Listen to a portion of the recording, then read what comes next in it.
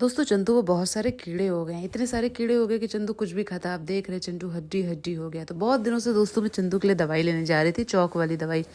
दवाई तो मार्केट में बहुत सारी अवेलेबल थी, पर दोस्तों वो दवाइयाँ ऐसी होती है जिसको हम डिजोल्व करके बॉडी पे लगाते हैं, और अगर जानवर उसको चाट लेते हैं तो जानवर को बहुत नुकसान होता है। तो दोस्तों बहुत दिन के बाद मुझे चौक वाली दवाई मिली, जिसको हम ऊपर से ही डाल देते हैं और जानवर वहाँ तक पहुँच ही नहीं पाते।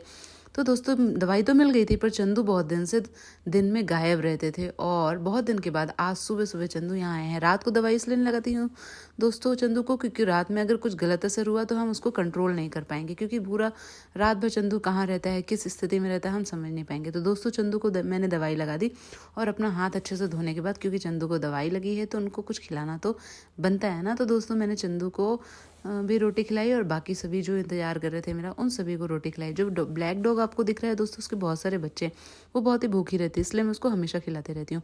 और आसपास चंदू के साथ और भी बहुत सारे प्यारे प्यारे चंदू के दोस्त आते हैं, सभी को हम रोटी खिलाते हैं। तो दोस्तों चंदू का भाव बहुत ही ज़्यादा बढ़ चुका है, क्योंकि चंदू को लगी है दवाई, और चंदू को पता है आज कोई मुझे मारेगा नहीं, क्योंकि चंदू को मैंने खूब सारा प्यार किया। दवाई लग गई, चंदू बार बार घर के अंदर घुस रहा है, और चंदू को मैं अपने उसमें रखी हूँ दोस्तों, ऑब्जर्वेशन में रखी हूँ कि चंदू को कुछ अलग असर तो नहीं हो रहा। दवाई तो बॉडी के बाहर से ही लगी है, पर फिर भी हो सकता है कोई असर हो।